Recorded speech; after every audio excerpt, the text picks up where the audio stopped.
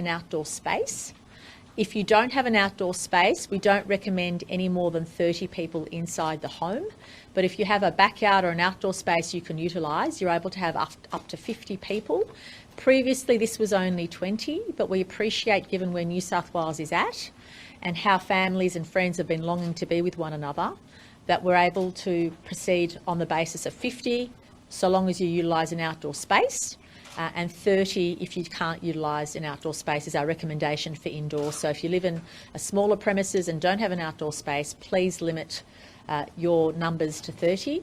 We do appreciate this has a risk, and we appreciate also that at these social events in private homes, social distancing is difficult to maintain, but we ask everybody to be really COVID safe, especially if you have vulnerable people as part of your family or social gathering. Please know the virus is as contagious as ever, and we don't want those most vulnerable in particular being exposed because we're not applying common sense and doing the right thing. So in addition to having 50, up to 50 available in your home, so long as you use an outdoor space, we're increasing the number of outdoor gatherings to 50 if you're having a family picnic or a family barbecue or a social event or barbecue outdoors. That was previously 30, so that's also 50. We're trying to maintain consistency as far as possible across the board. In relation to hospitality venues, for venues up to 200 square metres, they can now apply the 2 square metre rule without a cap. So if you have a venue up to 200 square metres, you can apply the 2 square metre rule indoors, not the 4 square metre rule indoors. And that is something we're pleased to announce today. But I do also want to foreshadow that Health is looking very closely at being able to apply that 2 square metre rule more consistently indoors across all hospitality venues. We're not quite there yet, and Dr. Chant can comment on why that's the case. So if you're a venue up to 200 square metres, and the Deputy Premier will comment on the benefits that has, especially in regional communities, you can apply the 2 square metre rule indoors without a cap, depending on the size of your venue, obviously, in a COVID-safe way. And we feel confident in being able to move towards that with smaller venues because of the QR codes and the compulsory nature of those codes. We know that Health's able to contact trace more quickly and efficiently because the electronic record allows us to contact people as quickly as we can. And finally, in relation to restrictions today, we're pleased to say that from the 14th of December, we will be removing the health order which talks about working from home. We'll be staying silent on that. What that means is that private companies and organisations can make decisions about what they do with their employees into the new year. We want to give people time to think about this, and that's why I'm pleased to say Minister Constance is here, because removing that health order and allowing companies to consider their options also means that we need to consider what this means for our transport network and our mass transport network. And obviously, if we are going to have more people using public transport, we absolutely need to make sure more people are wearing masks. We are worried about the number of people wearing masks on public transport. We don't want to go down the mandatory path, and we are asking people to get better at wearing masks on public transport. We notice a dip when community transmission is 0 or very low. We notice people not wearing the mask, but we need you to wear that to prevent the virus spreading in case anybody with the virus is using public transport. So Minister Constance will outline the transport plans which will accompany the new health order, which essentially being removed means that hopefully businesses and other organisations can consider having more people in the workplace in a COVID-safe way.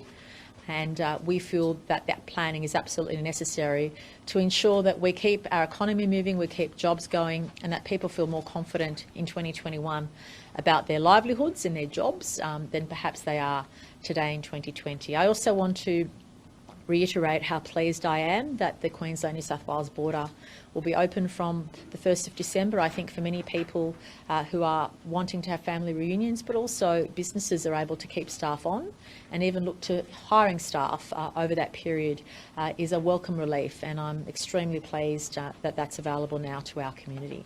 So now I'll ask the Deputy Premier to make comment.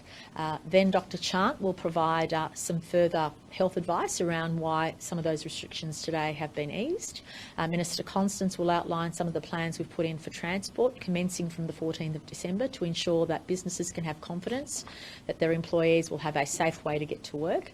And then Minister Hazzard will also comment on the announcements today. In relation to the 2 square metre rule for hospitality venues, can I stress again that Health is actively considering expanding that to all venues. We're not quite there yet, and Dr. Chant will provide further information about that. Thank you, Deputy Premier. Well, thank you, Premier. Look, today's announcement around gatherings in your home, gatherings in a public place, but more importantly, small venues, really, in my mind, has a regional bent to it. Of course, in regional rural New South Wales, a lot of our venues are smaller, so when you have a 200 square metre area where you're now allowed 1 per 2 square metres, it means you can have 100 people in a venue, and that is actually quite exciting for the regions. If you put that into account, that in the budget this year there was $500 million set aside to get people out and about into restaurants, hospitality and venues. That in itself will have an economic boom for the regions and for the economy in creating jobs, especially this summer. Being able again to have increased numbers at home, and we know in regional rural New South Wales our backyards are utilised more than often, and to be able to have up to 50 people because you have a backyard and you can use the backyard as part of it, because we know the risk inside is greater than having outdoor events, and bringing family together this Christmas. And I tell you what, we were robbed of a Christmas last year because of the bushfires. It does give us an opportunity to bring families together and our friends, and that is exciting as well. So today's announcements and lifting the restrictions in line with the work that the task force does, in line with the advice from Health. And can I say the advice we get from Health? There's always a level of risk, and we have to balance that against the economic uplift and of course some social benefits to the broader state.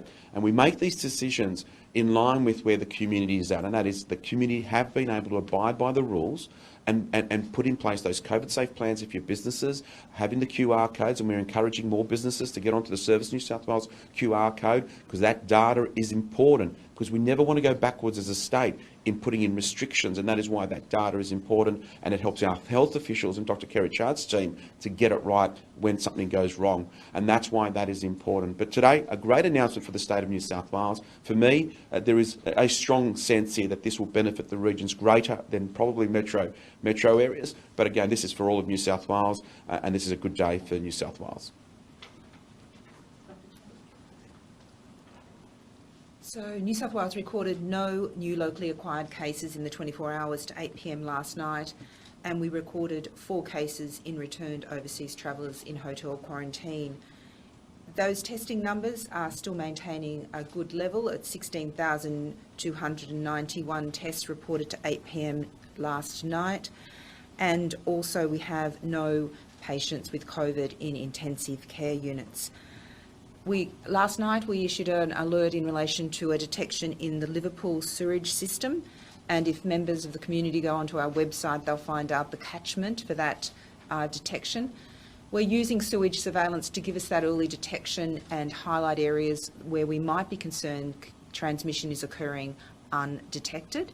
And so I would call out to people in southwestern Sydney more broadly, but in the Liverpool sewage catchment area, to please come forward for testing with the most minimal of symptoms. That will really help us ahead of these opening up the community and easing restrictions to make sure that we detect any undetected disease in the community. With the change in working from home arrangements, it means we are going to see more people returning to office spaces, particularly in CBDs. This is a very important message from the transport side of things. Please put a mask on. It's in your interests, it's in your community's interests, and your fellow commuters. It's about keeping people safe, and it's just vital, as we saw more people, particularly in the peak periods, start to return to workplaces and office spaces. I would urge everybody to be retiming their day where they can, given that at the moment 95% of services are meeting good physical distancing. As part of the step change, we will be ensuring that with the green dots, there will be a seat distance between each commuter, and of course more people will be standing in aisles as we see more people return to workplace premises. Just again, work with the frontline staff, work with our marshals. Please use your Opal data. We are encouraging people to register their cards. We are encouraging people to download the app, and also as part of that, take on board the push notifications, which can indicate the loadings of a particular service in a half hour time forward, which then gives you the ability to retime if there's too many people on the network. Please avoid crowds. Take your time. be patient, and that's the best way to get through this pandemic with public transport. I'd like to start by thanking the people of Western Sydney who have steadfastly come forward for testing, and of course we've now seen the checking that we're doing through the sewage plants at Rouse Hill, for example, showing that we now have no transmission, or it seems like we have no transmission there at the present time. South West Sydney still remains a concern. As we heard from Dr. Chant, we have some positives coming from sewage plants in that area. So to the people of South West Sydney, I just say this: please go and get tested. We need to recognise that just one case of COVID could be a complete disaster and turn upside down all the good work that we've already all done. Can I stress that the testing, therefore, should be paramount in people's minds. If you have any symptoms at all, come forward, get tested. Together, New South Wales will keep moving forward. Obviously, this will become even more important as we move towards more relaxation of the restrictions. The 200 square metre facilities having a 2 square metre rule, one person per 2 square metre rule, will put obviously more pressure on the system. So I definitely ask people to come forward and be tested. The other thing that concerns me as Health Minister is that, as the Transport Minister has said, as we move forward to the 14th of December, my big concern is people not wearing masks in public transport. As Health Minister, I definitely do not want to be going down the path of imposing fines and making it compulsory, but it really is crucial that people stay on the journey with us. If you're going to take public transport, until we get a vaccine, there is just no way that you should be on that public transport without a mask. Wear a mask. It keeps you safe, but it keeps everybody else safe. It's critical. So I stress that. I stress it because at no stage have we wanted, and I have wanted as Health Minister, to impose fines on people, but it will become necessary if people don't lift their game in wearing masks on public transport. Thank you. Minister Hazzard, what's the threshold for that? Because the other night when there were some issues with the T4 line, it was the first time I've seen a big crowd at some of the stations, and there were very few masks being worn. So what is the threshold where you will say... Look, obviously we're taking health advice on that, but it is a matter for just asking people to stay with us on this journey.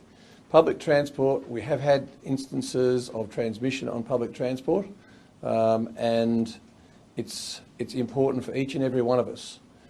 We know if we hop on a jet now to go to Queensland or to Melbourne, we're asked to wear a mask, and people generally do.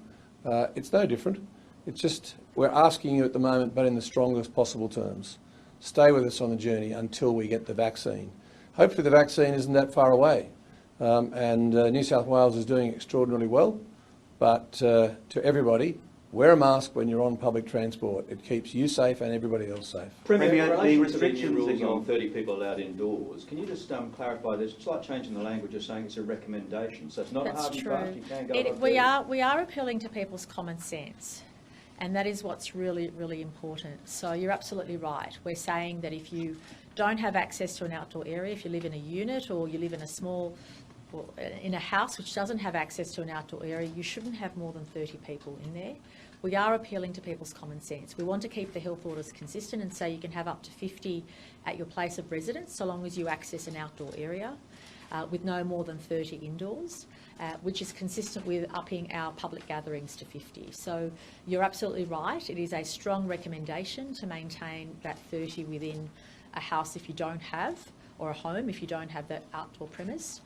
But the health order will say 50 you're allowed so long as you're utilising an outdoor space. So, Maybe the for a restrictions... unit, for instance, the police couldn't actually police the 30 limit? Well, we're really recommending common sense in that regard. We will consider whether we need to impose anything further in the health orders. But so far, the people of New South Wales have demonstrated in the main extreme common sense and goodwill. And we want to bring the community together and try and provide as much consistency as possible. So we are asking and appealing to people's common sense. Please do not have, for your own safety and those of your loved ones, especially if you have older people amongst you, please think about the most vulnerable. You might have someone who has low immunity, susceptible to disease, or older people. Please consider them especially, because this time of year is when multiple generations get together in the one household. We're trying to strike the balance of being as fair and understanding of people's circumstances as possible, because we know that not everybody can have a big house with a big backyard. We're trying to be as accommodating as possible while keeping people safe, and we really trust and hope the community will come with us on this. But if you do have access to an outdoor area, a large backyard or a large outdoor veranda or a large open space outdoors, up to 50 is safe, and that will be reflected in the health order. You've acknowledged that this goes further than you had anticipated in increasing household gatherings to 50 with the outside area and removing the 50-person cap from venues up to 200 square metres.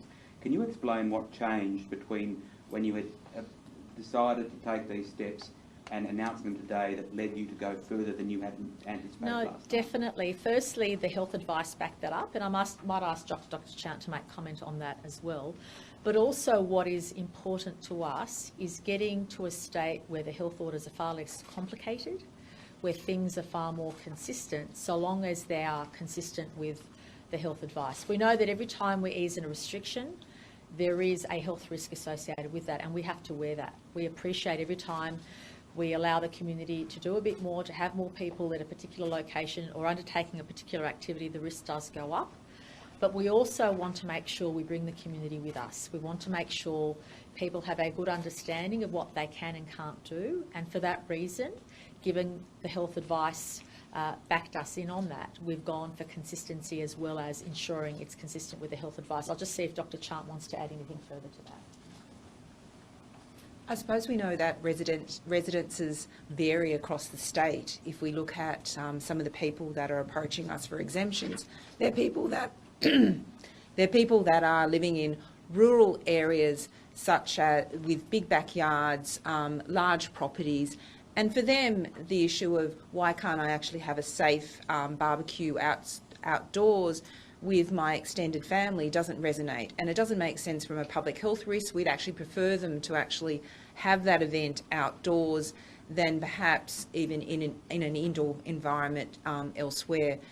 So for that purpose, we are pleading with the community to understand the distinction between the fact that we'll have 50 for indoors and outdoors, but we want a common sense. If you actually have a very small environment, please limit the numbers. We'll also be issuing some guidance which sort of gives you some tips for Christmas around staggering your guests, limiting the number and duration, making sure that if you're in an indoor environment that you use a well-ventilated space.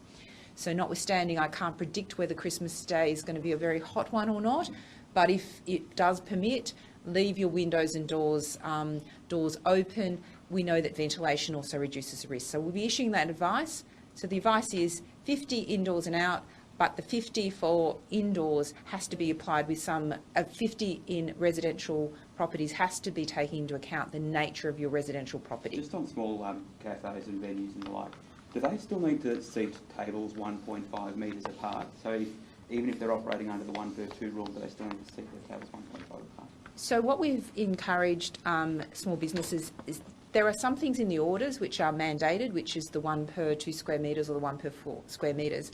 A lot of the other things are picked up in the COVID safety plan, and the details in the COVID safety plan always have a where practical. So obviously we want to ensure that people have the 1.5 in their mind and locate the tables to use the full available space to maximise the social distancing, and then we are relying on some common sense for people using it. So if you're in a household gathering, clearly you don't need your seat 1.5 metre away because you're going to go out of that restaurant and then spend the rest of the time in the house. So the COVID safety plans are prompts for business to actually think through the risks, and I think we've done a lot of education about the community to advise them about the behaviours that support them to go about their business in a COVID-safe way. Mr. Constance, it just sounds like if everybody comes back to work in the city next year, that there's really no capacity on the network to make everybody COVID safe. Is that right? No, I think the community's done an amazing job in responding to the requests we've made of them in relation to transport so far, and I think that'll continue. I mean, I think we've We've been kind in our messaging, and I think people have responded. And ultimately, as we do see, we're at 1.3 million of what we'd normally carry in terms of 2.3 to 2.4 million at the moment. But people have retimed their day. They're staggering their work hours. They are driving a bit more. Their cycling has gone through the roof. And ultimately, the community's responded. And I'd say, particularly as we head into 2021, we want to maintain the discipline of the green dots. We want people to use the technology to make sure that they can get the best information possible to be safe. To Brad's point, we want people wearing masks. There's not enough people doing it. And I am pleading with the community to do it because it's one of 4 key measures that we've implemented and maintained consistently this year in relation to transport, and that is maintain physical distancing, keep apart, make sure you practice good hand hygiene, and in relation to that, we've had 1.5 million hours of additional cleaning on every train and bus and ferry and light rail service. And then at the same time, please put the mask on because it's your best chance. So we do that, and then we can keep the community safe and keep each other safe. And I have very significant confidence in the community in the way in which they've responded thus far, and I think that will continue. I'll just ask for you quickly. Did your office attempt to suppress a story in The Australian about your failure to self-isolate following a COVID test last week before it was published? Oh, look, there were a number of things put to my office which simply weren't true, and obviously we refuted whatever wasn't true.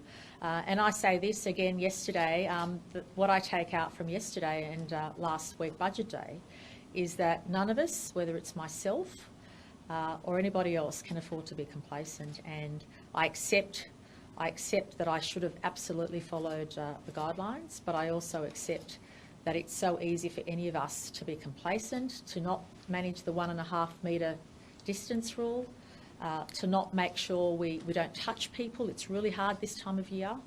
And I just say to everybody, take my example as one where all of us do have to stick to the rules to keep us on the path we've been on. So, Premier, did you know about the messages that were sent from your media advisors to Dr. Chant at The Australian regarding his attempt to suppress the story about you not self-isolating? As I said, we refuted things that weren't correct, but there's no taking away from the fact that I should have followed the guidelines, and I accept that. But I also say to the people of New South Wales, can all of us, as we're easing restrictions, can all of us please not be complacent? It's really difficult because I notice when I'm out in the community and people see me, they come out and want to touch you physically, and on some occasions we all do it without thinking. But it's really important as the number of social gatherings increase, as we do come into contact with family and friends we may not have seen for a long time, it's so important for all of us to maintain that rigour that stood us in good stead. As we've eased restrictions in the home setting as well in particular, we know the risk of indoor spread is higher than outdoor spread. We are really relying on people's common sense and goodwill, but it's actually giving back to the community what we've received all year, which is unbelievable support in following the health advice. And following the health advice has meant New South Wales is in the position we are in. And I just ask everybody, including myself, including anyone, please don't be complacent. Whether you're in this room or elsewhere, 1.5 square metres has to be applied. Make sure you hand sanitise. Make sure if you're catching public transport, please wear a mask. We do want to see more people go back to work. We don't want to make it compulsory. Is it a breach of social distancing to use your hands to touch somebody else? Oh look, and I accept that people touch me and inadvertently you touch others. The guidelines say you should maintain 1.5 metres. Is that what happened during your interaction with Lee Evans as you entered the chamber? Oh, I couldn't remember who I touched and who I didn't touch. He says he believes you touched his arm, and the video seems to suggest that's what happened. That could have happened, and that's why I say it is so easy for any of us to let our guard down. And to be honest, 1.5 metres should apply everywhere. But what you said yesterday, you maintain social distancing at all times while you were awaiting your test result. That may not be the case. Well, look, I accept that it's so easy for any of us, including myself, to let I'm far from perfect, and I wish I could say that on every single occasion that I've interacted with anybody, or any of us have, but how easy it is, especially when I'm out in public. I have people come up to me and I put the elbow out, but it's very difficult to make sure that all of us maintain that level of social distancing. I'm not pretending it's easy. I'm not pretending I'm perfect and I have a 100% success rate. I would love to see someone that can put up their hand and say they've had a 100% success rate. It's really hard. In lieu of ANZ Stadium, Peter V'landys seems to believe there's been money put into other suburban football grounds. Is this the case, and is that coming from the ANZ Stadium money, or is this other money from the budget? Look, we, as you know, when the pandemic started, we evaluated what projects we felt should be different in New South Wales, and we did also adopt the general strategy that it was better to invest in a suburban stadium than it was to invest in ANZ, and those discussions with NRL and other sporting codes are ongoing. And we appreciate the strategy that, and COVID has taught us this, that people are looking more to their local communities, are looking more at local venues, and as a reflection of that, the New South Wales Government did indicate that we would prefer to invest when it comes to future sporting infrastructure to those local facilities as opposed to those broader ones. But I want to stress that our discussions with the NRL and other codes are ongoing, and we want to make sure that we provide the best outcome. And with the leader of the Health Minister here and the leader of the Nationals. Very little money was committed to those suburban stadiums in the budget. Have you reneged on your assurance or deal? No, we've not reneged on anything, because what we are concerned to do is to make sure we get it right, to make sure we prioritise resources where they're needed most. And I really look forward to ongoing discussions with the NRL and other codes, and I think the public appreciates the challenges that we have and the opportunities that we have during this time, and we want to make sure any decisions we take are well considered. And I want to say very openly that those discussions are ongoing with the NRL, but we've also taken their advice. In fact, it was they that approached us to say to us they now saw less value in the ANZ facility being upgraded than the suburban stadiums being upgraded, and that's the policy we've in essence adopted, that we would, as a government, invest progressively, not all at once, but progressively in upgrading suburban stadia, as opposed to investing more taxpayer dollars in upgrading a larger stadium. Coronavirus restrictions, Wouldn't they prefer that 800 million then be diverted to the stadium? But it's not a straight hypothecation like that. We have to make sure we do business cases for each of the suburban stadia, decide in what order things occur. So they're ongoing discussions, and we have to remember these are facilities for taxpayers across the state, and facilities which we hope, some of which will have a multi-purpose.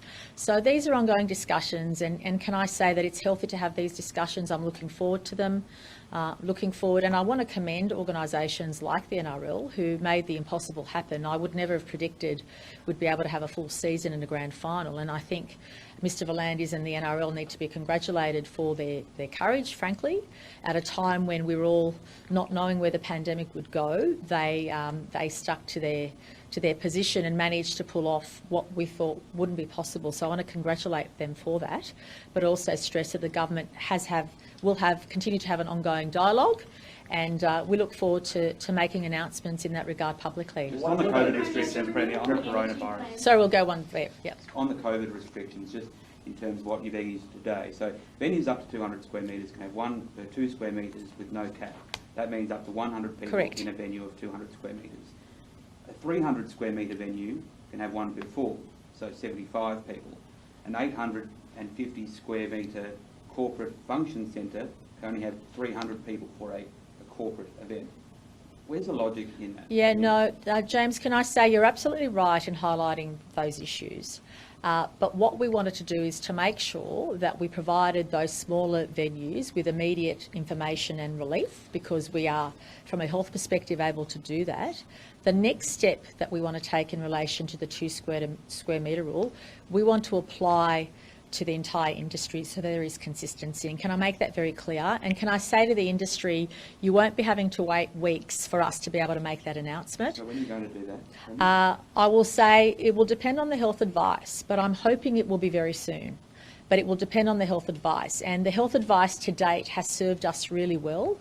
And Dr. Chant, I know, won't mind me saying that because of the traces of the virus that we since identified in Western Sydney, which could very well be old old cases in the Liverpool area, once that issue is sorted out, Dr. Chant will reconsider that advice. But the next step for us is to be able to apply the rule consistently across the entire sector.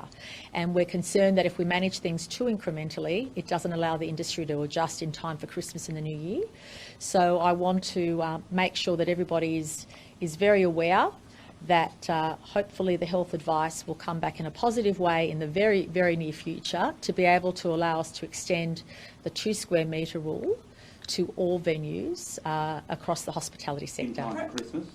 That is our hope, absolutely. That is our hope and our intention, and we hope that happens. Deputy Premier, the renewable energy plan was pitched as a big job boost for the region. What do you make of the standoff happening in the upper house at the moment and a long list of amendments trying to block it? Well, there isn't a standoff. The Liberal Party, the National Party, the Greens, the Labor Party, we're all on side.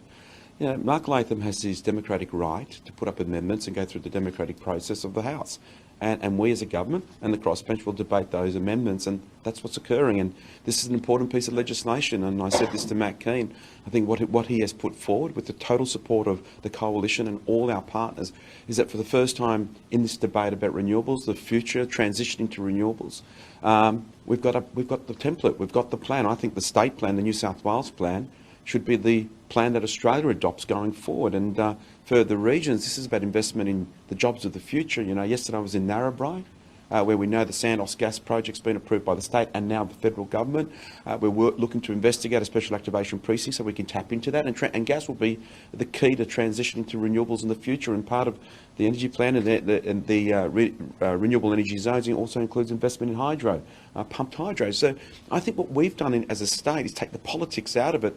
At what point, I think, in the last decade have we seen the Greens, the Labor Party, the National Party, the Liberal Party all on the same page when it comes to a plan to move to renewables and actually a plan to lower costs of energy for householders and businesses? And we've done that. Matt Keane should be given credit, the Cabinet should be given credit, the coalition working together should be given credit, and we've done that. And but as I say, Mark Latham, the shooters, the crossbench have every right to use their democratic process and the House. That is what the House, or the upper house, is about. It's the House of Review. They have that opportunity and they're using it. Deputy Premier, on the regions, what have you, there was a couple of hundred people gathered in Wellington last night concerned about the lack of doctors at the hospital there. Some days there's no doctors at all. Is it fair to call a hospital if there is no doctor on call? And is that a problem in regional New South Wales? It's always been a problem in regional rural New South Wales. You know, I know in my own electorate, like a Bombala, it was the local government a number of years ago that put up a house to attract a doctor. These are the things that we do in the regions to attract all our health services. And you know, we have an issue around doctors, but that's not a state issue alone. We're going to have to work with our federal colleagues. We're going to have to work with how do we incentivise people to the regions. And I think off the back of COVID and the regions coming out of the back of bushfires and drought, there's this renaissance for the bush. I joked about this the other day, that we had the Bush Summit by the Telly in Dubbo, and we've had the same down at Cooma. In a few years' time, we might have a Sydney Summit because the regions will be pumping and Sydney will be lagging. So, but we'll be working with, of course, the feds and everybody about making sure we have those services. But there is a place for telehealth, there is a place for innovation, and I think we've learned that through the COVID period as well. Can I just ask someone had a Dr. Chant a question. Can I just give that first, because it might be medical advice, health advice first, yeah. Yeah, sorry, could I just get you to explain explicitly what the health advice is and your reasoning behind not easing restrictions to the 1 per 2 metres across the board? Can you explicitly say the medical advice behind that? So we know that hospitality, we've seen a number of transmission events at hospitality. They're indoor events. They're often associated with close mixing, even though we've got other controls in place, such as seated. We know that when we translate that across the state, those COVID-safe practices are not maintained at all times. So for that purpose, indoor environments, and particularly with the 1 per 2 square metres, does raise a risk. We want to see, I personally would like to be comforted by the sewage results for retesting over in Liverpool that's coming in over the weekend, and also I would love the community in southwestern Sydney to really come forward for testing. Those extra days of assurance that we're not missing unrecognised transmission in southwestern Sydney will give us great comfort. But easing it for the smaller restrictions, that was an acceptable risk because I think it's an acceptable risk, and I think, as the Premier's indicated, this is all about taking the community on a journey with us and managing risk. At no point in COVID is it risk-free, but we do have to balance keeping the community on side with us, as well as the economic benefits, which have health benefits as well. Let's be frank that unemployment is associated with health impacts.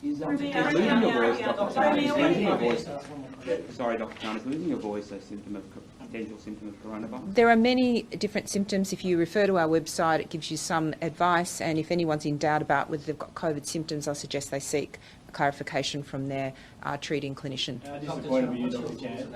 You're the authority in this space. What's your thoughts about Premier on isolating? Look, I think right from the get-go when I've been doing these press conferences, I've really not commented on individual cases, and I'm not going to change now. I think it's really important that the messages come across that at the moment we are asking everyone who has any symptoms, however minimal, particularly drawing attention to southwestern Sydney, to come forward for testing, and please do so. That will give us added assurance as we're easing the restrictions. What are the consequences of not following your health advice if people just disregard the health advice? So in relation to the advice and guidance we give around testing and the actions you should take following being tested, in the case of a positive case, or where you've been recognised as a close contact, or where we've advised you that you need to isolate because you've been at a venue of concern, where public health officials have contacted you, or your case, you've been diagnosed and public health has advised you of that, you are required to self-isolate, and if you fail to do so, you're subject to appropriate breach of the orders. Is part of the reason people are required to self-isolate after a test that they may have the virus even if they are asymptomatic? So in general, just to clarify, we don't recommend asymptomatic testing generally. The reason for that is we know that has a low yield and can divert us away from our positives. However, in some circumstances we do asymptomatic testing. We're using asymptomatic surveillance testing in some areas where there is considered high risk. So that would be, for instance, at our quarantine services for staff. And in those cases, we don't require people to self-isolate, because what we're doing that's almost our fourth level of assurance that we're not picking up transmission in those workers. In other cases, we do require you to self-isolate, and that's when we actually know that you've been to a contact. We ask you either whether you've got symptoms or not to get tested, and then to self-isolate for the 14 days because you've been identified as a close contact. Premier, what are you going to do about the Greens amendment that are attached to the bill for ICAC funding? Oh, look, can I just stress in relation to ICAC funding that in this year's budget we increased the recurrent expenditure for ICAC funding by in excess of 20%. And obviously we've also commissioned the Auditor General to provide us that report about future funding models, and the government's considering that. In fact, the government urged the Auditor General to do that piece of work, given a number of integrity agencies, including the Electoral Commission and others, had approached the government on that. In relation to the budget bills, we are confident of the New South Wales budget. We think what we put forward to the people of New South Wales is sound, but obviously we will consider that position in the lower house, as we are considering the energy bill amendments currently in the Parliament. Premier, while you're awaiting you welcome the board opening there. Two quick questions on that. Would you, given the Queensland Premier's trigger-happy stance to opening and shutting borders, would you as a traveller risk your money booking a holiday in Queensland right now? And secondly, what can you tell us about that phone call? Firstly, can I say that I'm intending to stay in New South Wales over the summer. We have the best state in Australia, but I'm very relieved. You know, if I had close relatives and friends in another state, I'd be so relieved that I'd be able to spend Christmas together with them, whether they're coming here or going to Queensland. And I'm so relieved for our economy as well. Yesterday, to be honest, I was just so happy to get a phone call from her because I anticipated what it was about, and I was just thrilled for the people of our state because it was a long time coming. I'm grateful that she made that decision. But I also do want to stress, to the point you're making, I don't think it's appropriate for us to consider opening and shutting borders part of a sustainable policy to manage COVID. I think we need to develop some confidence in our systems, and we also need to provide some confidence and certainty to individuals, families and also businesses. Hopefully the airline sector will get a boost from those decisions, and that people who've either been hired or retained will be able to keep their jobs. And I think that is really important, because I do worry about what this means for mental health. I know just from speaking to people around the community that underlying the surface, everybody has been under unprecedented stress in terms of their own lifestyles and how things have been disrupted. So I hope that all state premiers consider leaving borders open as a sustainable policy during the pandemic, as opposed to opening and shutting those borders all the time. Premier, while you were waiting your coronavirus test, Premier, I'm sorry? How long was the call? It was short but cordial. Can I say it was short, constructive and cordial? And my honest, I was actually, I'm not, as you know, not an overly emotional person, but I did feel a level of emotion, because I knew that for so many families and loved ones, it would provide so much relief. So I was very excited and happy to receive the call, and happy that that decision has been made. And I urge her and other state leaders, and look, we cannot predict whether a situation like Victoria will ever happen again. We hope not. But certainly, in the absence of that unprecedented massive event, we should all, as state premiers, have confidence that our health experts, the broader community, has the capacity to act appropriately to clamp down on an outbreak, because we do know we're going to get cases. We do know that it's very difficult in a pandemic to sustain that level of zero community transmission, even though that's our aim. And we all also have to accept in New South Wales, we're still welcoming back 3,000 people every week, and we have noticed an increase in infections overseas. So our quarantine system, even though we welcome back 3,000 people a week, we do have more than 5,000 people in quarantine today, a number of whom have the virus, and that level of infection is increasing because we've seen in other places of the world that increase. So I'm not going to pretend that our quarantine system isn't under pressure, and that is always a risk. To date, we've managed that very well, but it's a daily battle. So I guess my message to the community is, whilst we're doing very well, we always have to manage the risk. As we ease restrictions, we have to manage the risk even more. None of us can afford any level of complacency, and that certainly applies to myself.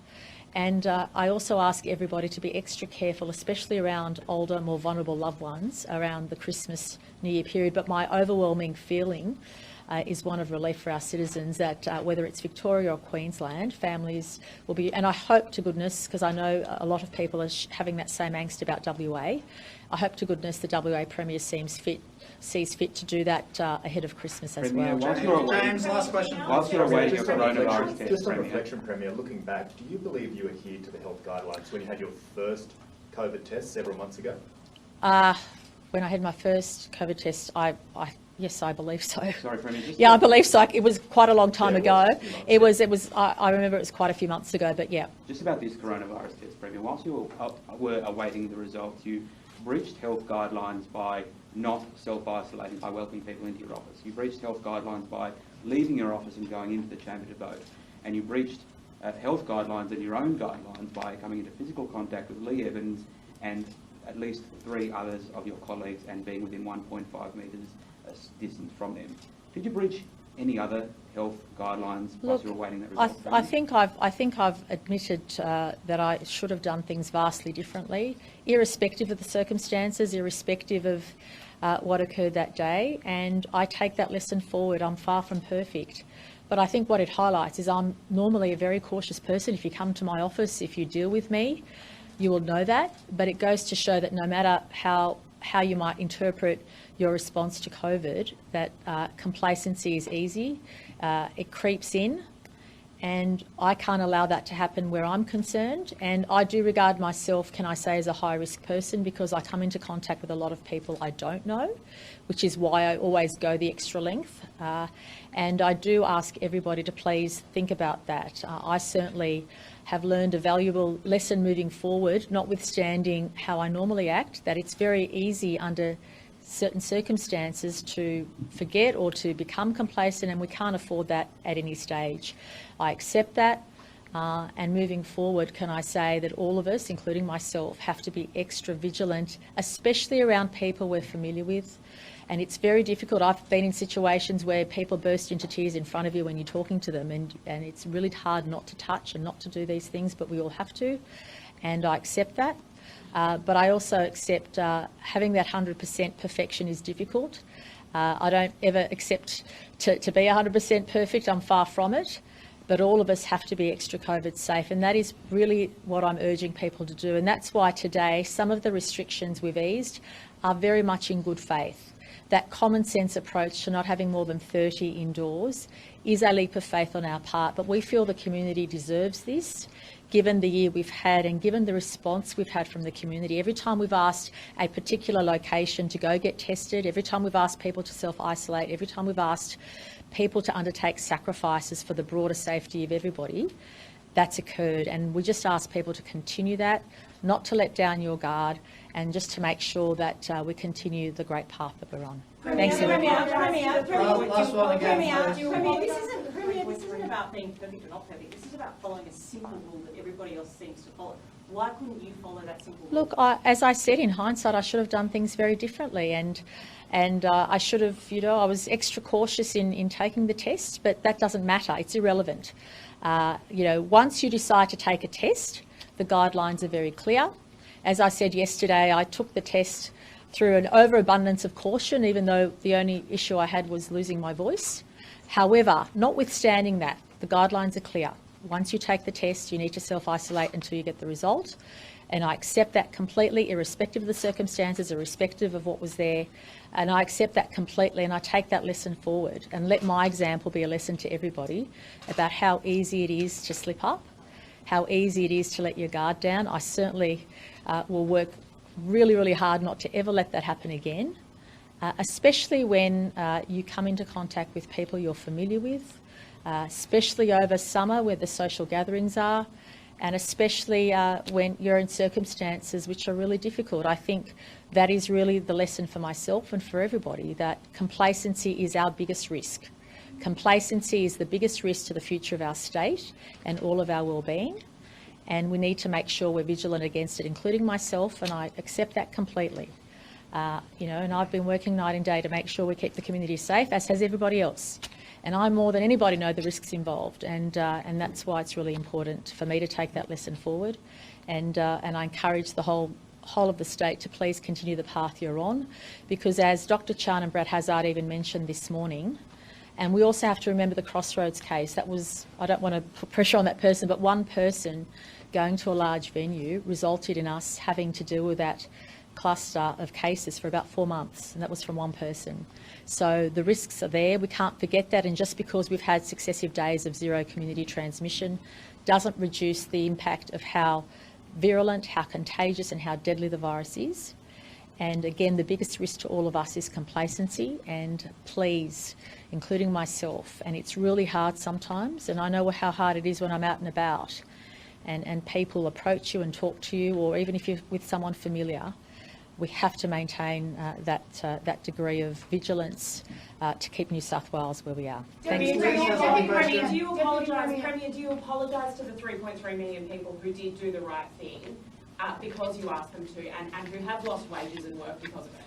Oh look, absolutely, and I said that. I said that absolutely. I deeply regret that I didn't do what I should have done, even though I explained the circumstances of why I took the test, even though it wasn't a recognised symptom. Any time you decide to take the test, right, irrespective of whether you're a high-risk person, asymptomatic, or whatever the circumstances, every time you decide to take the test, you must self-isolate until that you get the result. I accept that. I want to thank everybody for maintaining their vigilance in coming forward. And I please urge everybody not to allow complacency creep in, no matter who you are or what your circumstances or how familiar you are with someone. All of us, including myself, have been working hard to make New South Wales the safe place that it is, and we don't want to jeopardise that moving forward because of being complacent. Thank you, everybody. Thank you, everyone.